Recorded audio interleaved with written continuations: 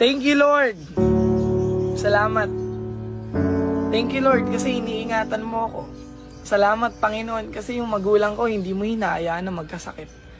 Panginoon, salamat kasi yung blessing lagi mong binibigay sa pamilya ko.